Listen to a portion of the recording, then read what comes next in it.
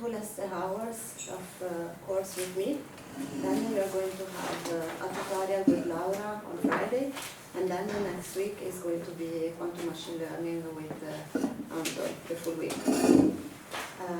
And today we are going to see 2 models. So we spoke about continuous variable quantum computation on Monday, on Tuesday, and we continue with this today. So we saw measurement-based quantum computation the other time, and today we are going to see sub-universal models in the first 45 minutes and quantum annealing in the other 45 minutes. And we already introduced both concepts in the case of qubits. So it's going to be revisiting these concepts in the continuous variable. So we start with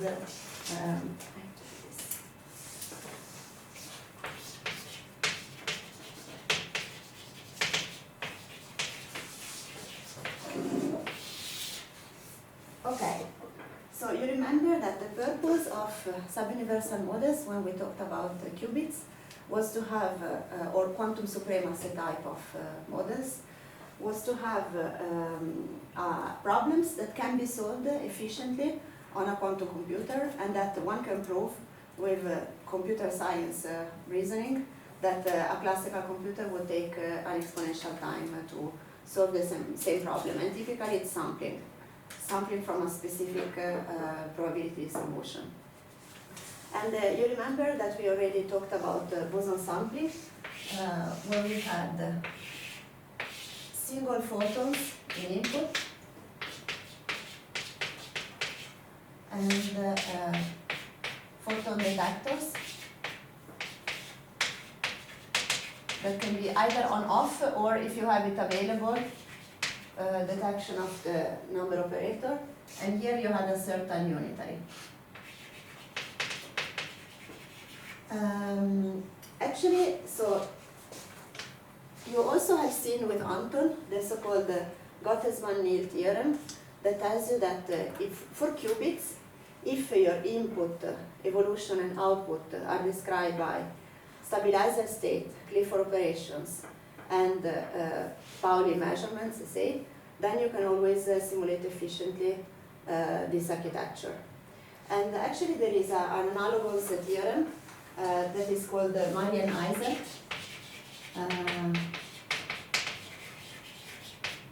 For continuous variable devices, and it's from 2012, so very recent. That tells you that, so to each of these elements in a circuit, say input,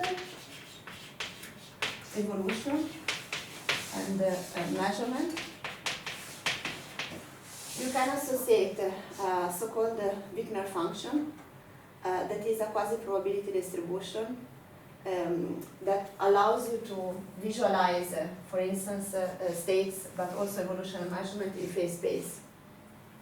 I'm not going to spend much time on this, but this theorem tells you that, and this is in one-to-one, say, correspondence with either a density matrix, so an input state, or a unitary evolution, or P of M elements associated to a measurement. So the theorem tells you that if all of this input, evolution, and measurement are described by positive Wigner functions, then you can always simulate efficiently, classically, the output of the circuit. So if Wigner positive everywhere,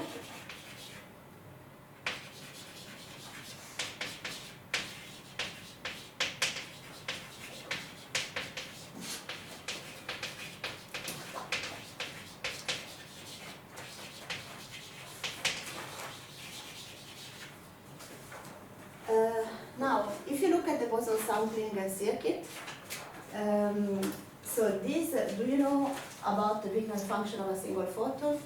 Do you know how it looks like? How it looks like? Like you drop a stone in a... Yes. That makes is like dropping a stone. And for this in the water. And for the single photon, it looks like a sombrero actually, because it only has one negativity region around the center. Then if it was a 2 photon state, you would have 2 of these oscillations, and 3 photon state, 3, and so on. So it's a negative. And in the same way, the P of M elements of the photon number measurements, so these are the projection onto N, so then it's the same as the Fock states. So then you have, even at the level of the measurement, you have a negative Wigner function. So for boson sampling, this is Wigner negative, and this is Wigner negative, and this is Wigner positive because it's an interferometer is described by a quadratic Hamiltonian, and the quadratic means Gaussian, and all Gaussian Hamiltonian have a positive Wigner function. The only states or Hamiltonians that are Wigner negative must be non-Gaussian. It's a necessary condition. So what does it mean? It means in practice that if you look at it at boson sampling from the perspective of the Mari-Isert theorem, it is even a little bit, it might seem a little bit overkill, in the sense that you have Wigner negativity here and here. And in the same time, it is quite difficult experimentally to achieve, for instance, highly resolved photon counting, or to produce highly negative Wigner function states, or like even single photons. In quantum, it really depends on the architecture. In optics, this is a probabilistic process to generate the single photons, and then it requires heralding to have many of them, so it can be challenging. So then one might ask, okay, but is there a way to consider models that have less Wigner negativity and that are still hard to classically sample? Then, if you consider then still you want to be outside of the hypothesis of this theorem. So it means that you have 3 ways of doing this in a minimal way. Either you put negative input states, and the rest is Wigner positive, or you put negative evolution, and the rest is Wigner positive, or you put the negative measurement, and the rest is Wigner positive. So these are 3 families of circuits. So you can have either, let's say, Wigner negative input states, and then positive here, and positive here, or you can have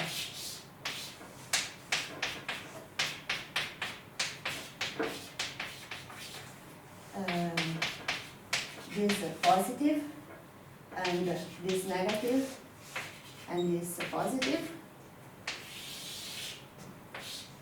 or you can have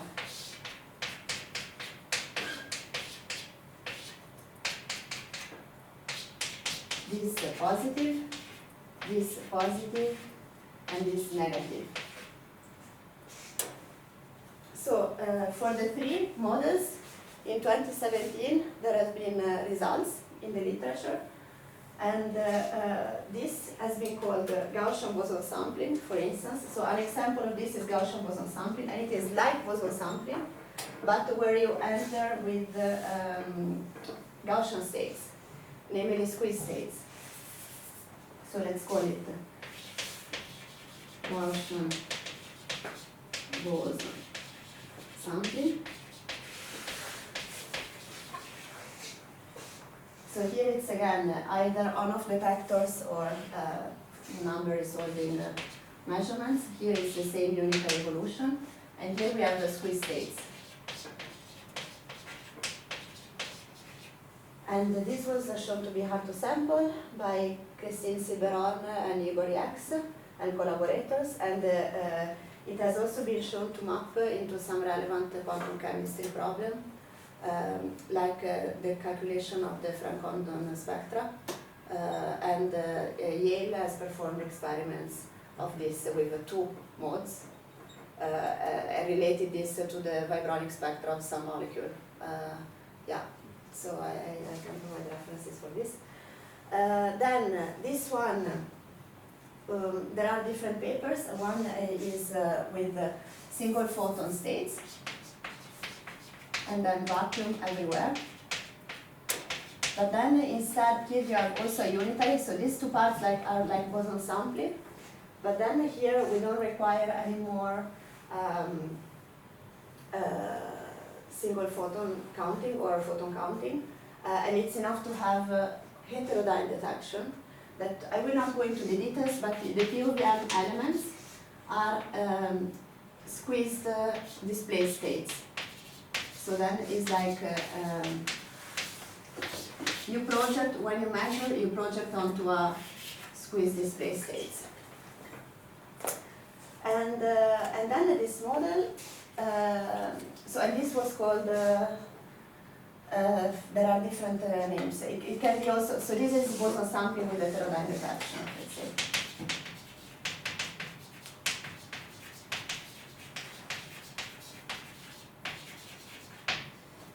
And then, so today we are going to focus a little bit more on this case, where an example of this is the CV IQP. You remember the instantaneous quantum polytime? You remember? We studied this 1 month ago, maybe. I will recall what it is. And so this has squeeze states in input, and then evolution that is some polynomial of the Q quadrature, and then we measure with the homodyne. So now we are going to, but the three models have been shown to be hard to sample. And in particular, it might be that they could be a little bit easier experimentally to implement than the full boson sampling. Okay. I have a question. Yeah. In the model down below, where you have negative Wigner function in your measurement, Yeah. what type of measurement could that correspond to? Yeah, this is, for instance, photon counting. And this is, so the POVM of photon counting like this. What it means? It means that when you measure n, you project onto a state that is an eigenstate of n. And the eigenstates of n are the Fock states. And the Fock states, they are associated with a negative Wigner function that has as many wiggles as many the Fock number in the state. One if it's one single photon. So it's, this is an example. Okay, so now we talk about CD IQP. Let me just recall what the IQP model was. We had plus states, then we had an evolution diagonal inside, and then we had the measurement of Pauli X. So there was this crossed structure that you had the eigenstate of X here, and the Z here in the evolution. And it was a subuniversal because not all the gates are included here. In particular, there is not the Hadamard. But if you remember, what we said is that the way how the proof of hardness was that we were saying that when we add the post-selection to the model, we recover the last missing operation, the Fourier the Hadamard, and then the models become universal. Do you remember? I can also sketch again what was the proof of hardness. So we had said that if IQP was in BPP, then post-selected BPP, which contains post-IQP. So then when we show that with the post-selection the model becomes universal, this was proven to be equal to post-BPP, and this has been proven to be equal to PP, which is almost like the polynomial hierarchy. And then this is known to be contained in the third level of the polynomial hierarchy. So then it was that delta 3 contains the polynomial hierarchy, and this was the collapse. So then it must not be that IQT is in VPP. So this was our situation for the, then let's repeat this. Let's say that this is the standard, first model for IQP introduced. And the way how we did it was to show that when you have your circuit, you have plus state. Here in here it's contained the CZ.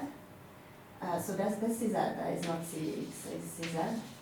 And then if you have, let's say that this is some line, and here you have your state psi, and if you measure x, as you have in your circuit, what you get here was Hadamard applied on psi, and then there was an x of m.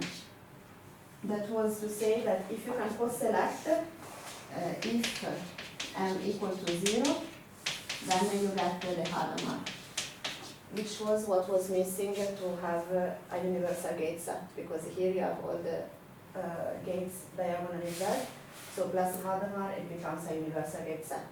So this was the structure of proof of the IQT. Then the model CV IQP can be defined in the same similar way. In principle, you might want to have squeeze states in the input, then squeezed in P. You remember that we have seen the squeeze state the other day. They are states that are have an infinite precision in P. Infinite if they are infinitely squeezed, otherwise they have a very good precision in P, and they are very undetermined in Q. Then here we measure with the homodyne.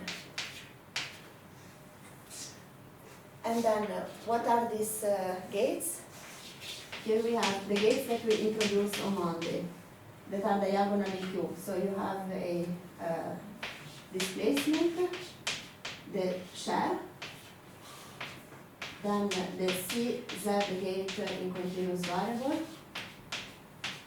a cubic, that if you remember is that what you need to go beyond the Gaussian, and then in principle to attain universality. But here we don't have universality because we miss the Fourier transform. So this is not a universal gate set. But we want to follow exactly equivalent structure of reasoning as what we showed here. And we want to show that if we add the post-selection to the model, then the model becomes universal. In other words, that if we add post-selection, we recover the missing operation, which is the Fourier transform. And this is, so this was called the Hadamard gadget.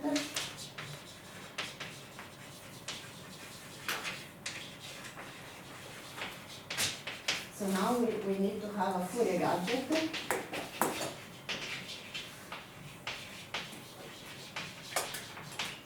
So what we need to show, but actually, as I will draw it, you will see that is exactly what we showed 2 days ago. That if you have a state of psi, and a squeeze state here, and a CZ gate, and you measure with P. I don't know if you remember, but 2 days ago, when we explained the MBQC model, we showed that exactly this circuit was given here in output. If this is S, X of S, where X of S is e to the PS. I never remember if there is a minus sign or not, but here in this case it doesn't matter much. And the Fourier transform apply on the state side. In MBQC, this was the implementation of the identity, if you remember, and we said that these are byproduct operators if you want to implement the identity. But here for us, you see that if one can then select on S equal to 0, then this is exactly the Fourier transform that you need. So is the way to show that with post-selection you can get the missing operation. Then, so with this one in principle can then reproduce exactly the same line of reasoning that was for the IQP model. We show that with post-selection we get the last remaining operation for universality.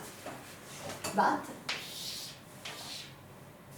okay, let's say F with post selection as equal to 0. There are a little bit of technicalities that I will not detail too much, but that we have to mention that are a difference with the case of qubit IQP. One technicality is that the output of homodyne measurements, what are they? Bigger, positive. Yes. The states associated, yes. And the number that you get?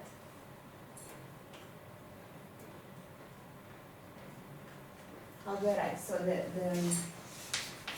the observable is written like the integral in P of P on this. So in principle, when you measure and you project onto an infinitely squeezed state, that is an eigenstate of P, such that P equal to P.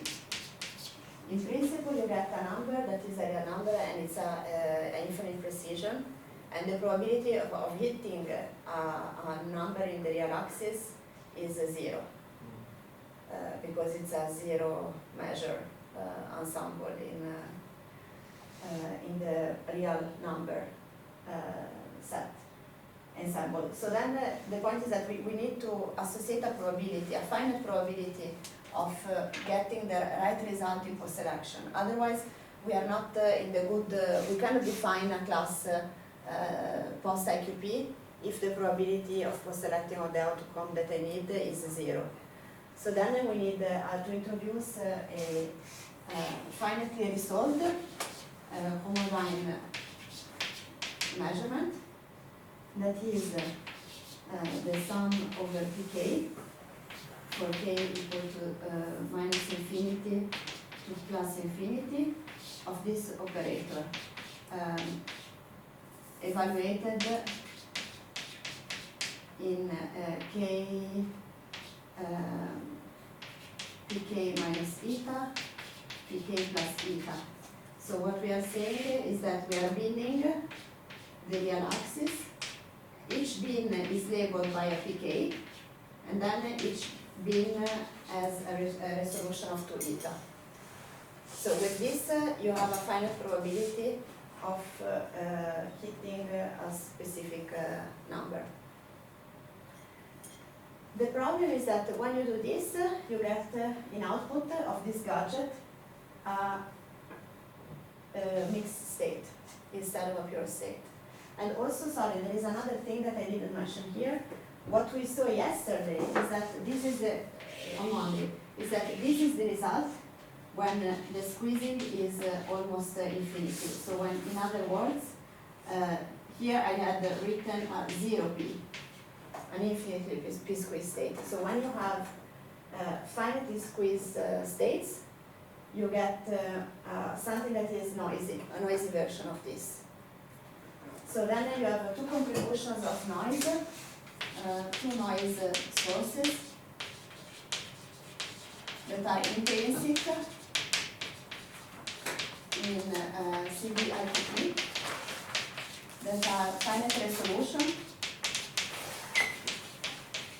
which is necessary though to give meaning to the post-selection, and the second is the squeezing from the Fourier gadget.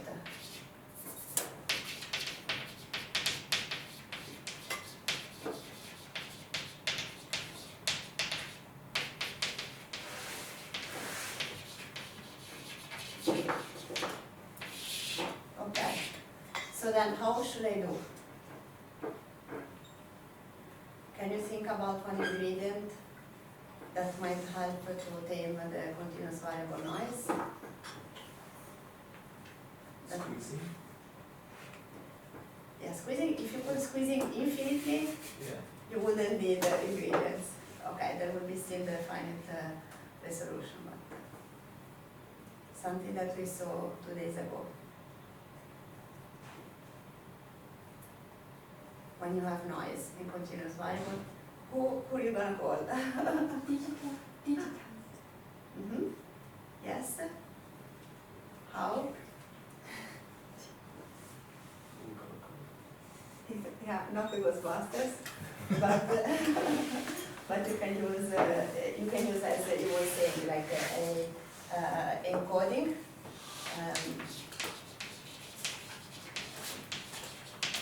And in particular, we have seen the GKP encoding, where you have your zero logical is your comb with spikes at multiples of 2 square root of pi, and then your one logical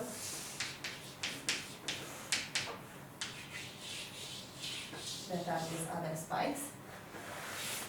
And then, so what we are going to assume in a first place is that we are going to modify a little bit this model, and we are going to assume that here there are also some zero logical GKP included here.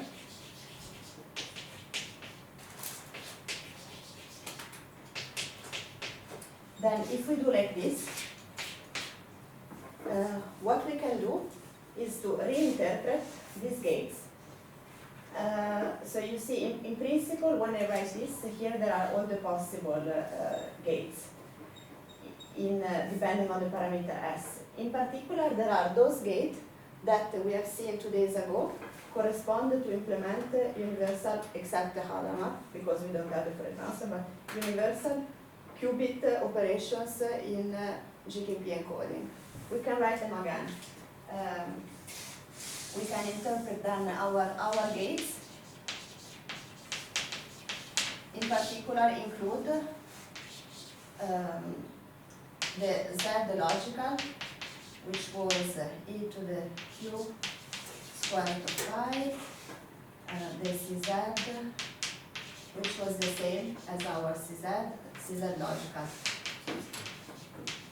Then we had the T logical, which was this pi over 4, 2q square root of pi cube plus q over square root of pi square minus 2q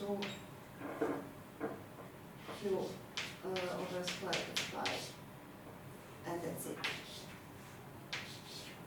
So this belongs to the model. So we can interpret these operations like encoded almost universal operations for GKP. What is missing is the Hadamard, but remember that the Hadamard, logical Hadamard is the Fourier. So with post-selection, we have this also. So to make a long story short, I will not go into the details of all the demonstration, but the line of logic is that this model with the input GKP state was proven to be hard to sample with the same reasoning that is written here, because now when we, it means that every calculation for every computation in post-BQP, I can write a circuit that looks like this, which with post-selection yields the same post-selected computation in BQP. And this is because with post-selection we can get, we have almost all the gates. With post-selection we got the Fourier transform, so the Hadamard. And we also have, because we have GKP states, we can get this error correcting gadget that we drew 2 days ago at the blackboard that can tame the noise and prevent this to spread and destroy the BQP computation, say. So then this is the philosophy. Then later, so this was considered not totally satisfactory from the point of view that now we are not anymore in this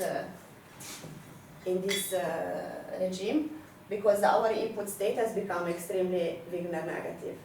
GKP states do have a very, very Wigner negative function, negative Wigner function, because they are highly non-Gaussian, and you can see how many wiggles they have. So, so then there was a later result that to show that we are really not going to go into the details. So then with this, let me just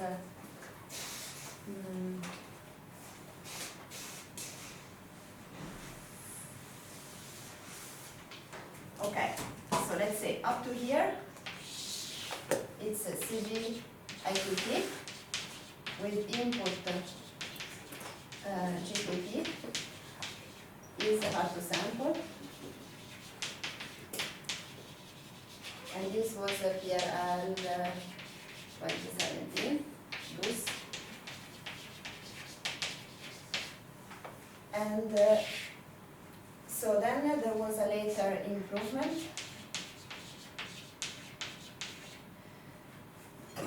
Where basically the idea is we want to get rid of the GKP states, because otherwise we spoil this structure that we want to have no Gaussianity, Wigner negativity only in the evolution. So then the trick is to show that you can build the GKP, subsume the generation of the GKP states within the circuit. And this you can do because you have no Gaussian gates here. Otherwise you could not, because the GKP are very Wigner negative and non-Gaussian. So basically we start from only squeeze states basically.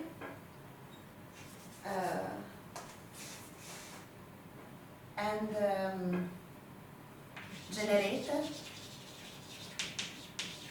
GKP states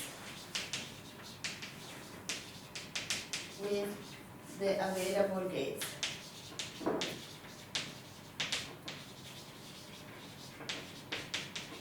Possibly with post-selection.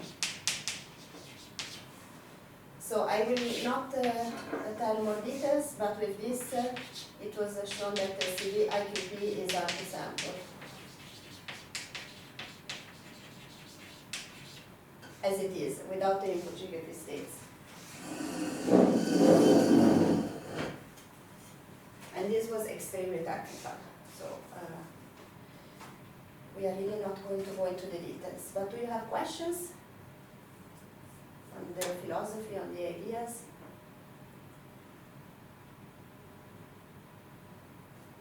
Also, let me mention that all these models, in contrast to boson sampling, they all, okay, and this one, it's controversial, whether it has an approximate result. You remember when we talked about hardness proof, that we made a distinction between exact hardness, which means the hardness is proven for this probability distribution that comes out of the circuit as it is drawn. So no imperfections allowed. Or approximate results, where you tolerate that you are sampling from a probability distribution that is away from the one that you prove to be hard to sample with a certain total variation distance. So you are tolerating some form of noise. And for boson sampling, this result exists. For this, they exist with, okay, here up to some conjecture, here up to some conjecture that are less believed. And for these two, they don't exist. So it's only for the exact hardness, which means that even if experimentally they look more appealing because you have less Wigner negativity, especially if you are doing quantum optics. With microwave, people keep on telling me, but we have so much non-linearity, so maybe this should not be a problem. But with quantum optics, for sure, it's better to have it like this. But the problem is that there is not available an approximate hardness result. So in that respect, before building this in your lab, you should do a theory work to demonstrate it. And we are not sure that it exists actually, because some people have tried hard, but it's an open question.